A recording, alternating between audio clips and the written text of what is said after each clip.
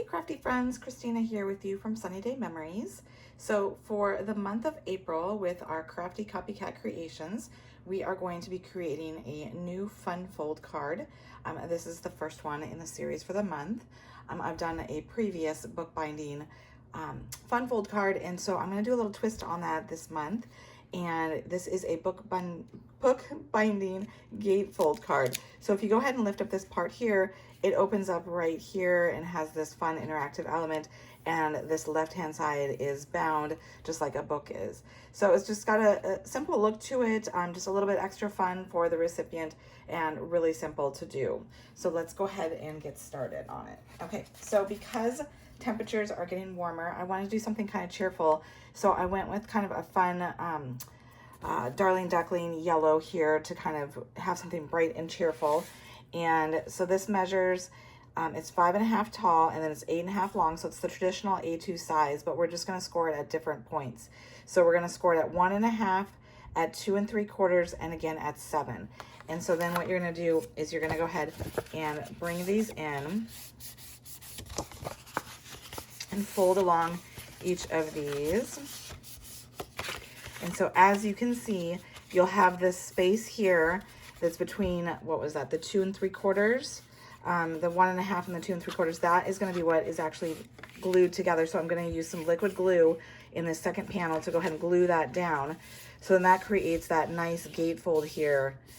So then you have this opening here in the front, okay? So I'm gonna use some liquid glue, and I'm gonna go ahead and glue that down. Okay, I'm gonna go ahead and take my bone folder, just kind of reinforce those folds so they've got some nice, strong, crisp folds here. All right, and so next what we're gonna do is we are going to have just several layering pieces that we're working with. So I've got two pieces that measure 1 1/8 by 5 1/8 tall, and these are from the Lovely and Beautiful collection. Hopefully that shows through that beautiful gold accents that they have in the paper. I love that.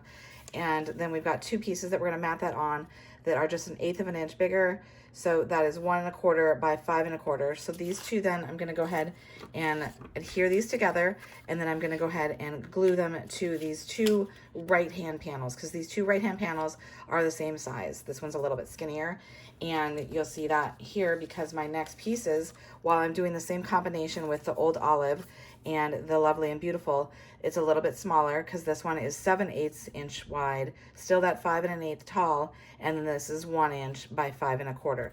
So I'm going to go ahead and adhere these all together, matting them on the Old Olive, and then I'm going to go ahead and glue them down to the front panels of my card. Okay, one thing I wanted to mention, I didn't do it here on here, but you can see how, you know, these are evenly spaced, these mattings going across the three panels. You could choose to go ahead, whatever pattern paper that you're doing, and to cut them in order and then place them in order so that pattern goes all the way across. But like I said, I didn't. That would look very nice. It's something to think about if you'd like to do it. So let's go ahead and do this inside piece here before we go ahead and finish the outside. So I have got a piece again of the Old Olive because I'm keeping it all consistent using that matting again.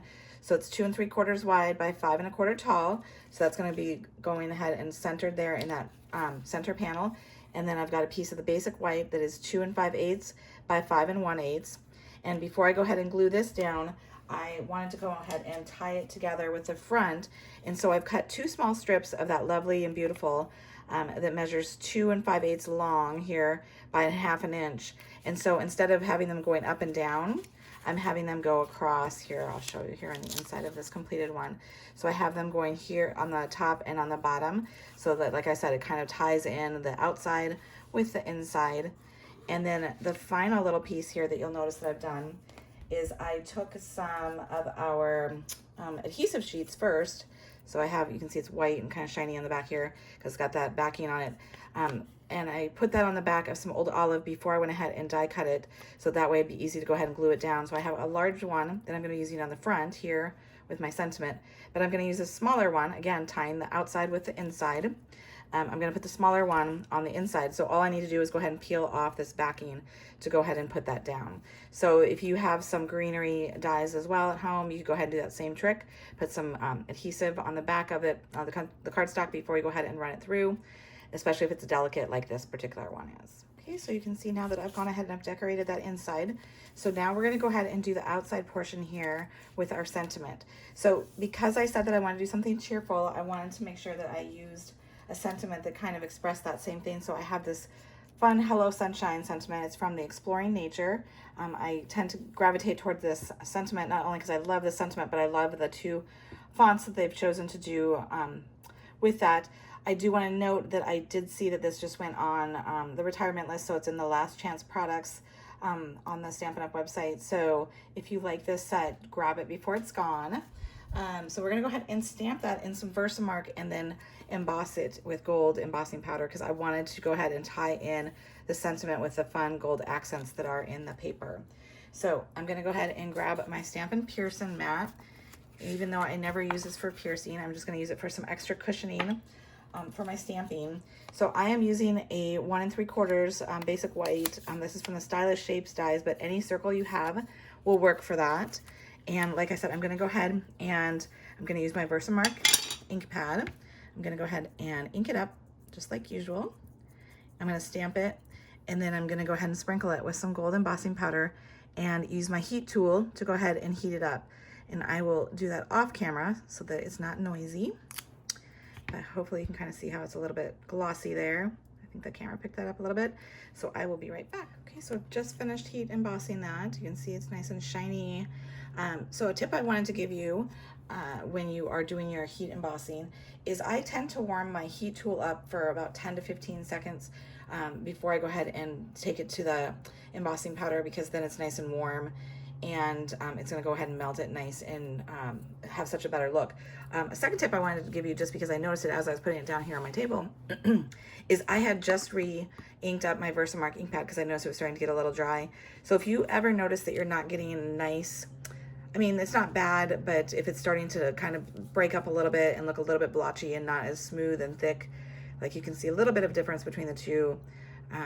Hopefully that's coming through in the camera. But so I did just re-ink it, and I got a much better image for this one here.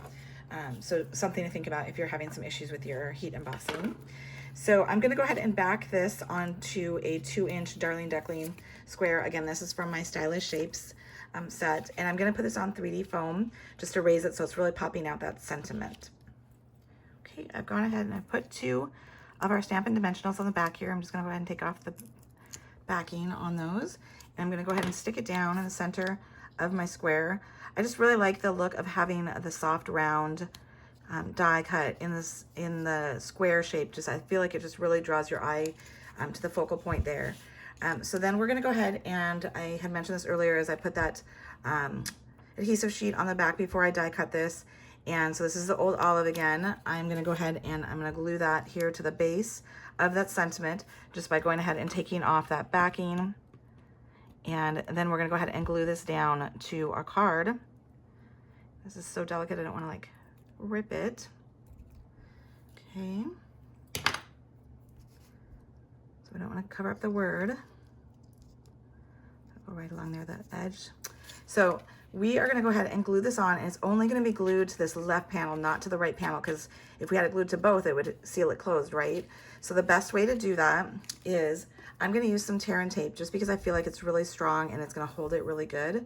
And so I am going to go ahead and I'm going to have a piece on the furthest left edge of my square as the one piece. I'm going to put a second piece down, and I'm going to kind of eyeball about where I think I'm going to do the center of it, just so I have a better sense of how far to put this tear and tape. So I don't want to put it here in the center, right? So I'm going to move it over here, but I'm going to have like a little bit of a gap between the first one, just because I want to make sure I'm getting more of that surface area. And then I'm going to go ahead and remove the backing. Actually, first I'm going to go ahead and just rub it with my bone folder and make sure that that backing will come off good. So I'm going to take the backing off, and then we're going to go ahead and stick it down. And I'm having mine down towards the bottom. You could have it centered, you could have it to the top, however you want it to be. But I'm gonna go ahead and I'm gonna have mine towards the bottom. I'm kind of centering it so there's about equal pattern paper here on the left as there is on the right. And I'm gonna go ahead and stick it down. And hopefully I don't have any of that tear and tape that's showing through on the back and sticking the panels together, which I do not. And so the way that I'm holding the closure together, you don't have to have a closure. You could just have it like this, and then it's very obvious to the recipient that it opens right there. But I wanted it to be kind of a fun opening thing. So I'm using these little Velcro dots. And so I'm gonna go ahead and take a pair of them, and I'm gonna stick it right behind on my square, like that, with the two pieces together. Then I can go ahead and press down. I'm gonna give it a second just so it can get good hold. And while it's doing that, I'm gonna go ahead and add 2 of these dots. These are the in color dots, the Darling Duckling. I'm gonna use the largest dot here, and I don't wanna cover up that foil, so I'm gonna have a little bit beneath the foil, and then 1 of the medium size. Oops, it's twisting around, just like that. Okay, so then I can go ahead and open up my Velcro, and you've got your card. So fun, right? A nice little interactive way to give a card to someone, and it's so bright and cheerful. So I hope you've enjoyed it. I hope you give it a try. We would love for you to share it with us in our public Facebook group, the Crafty Copycat Creations. So just look it up, go ahead and add your project so we can ooh and ah over it. Be sure to like this video and subscribe to our channel so that you can catch all of our future videos. And until next time, stay crafty.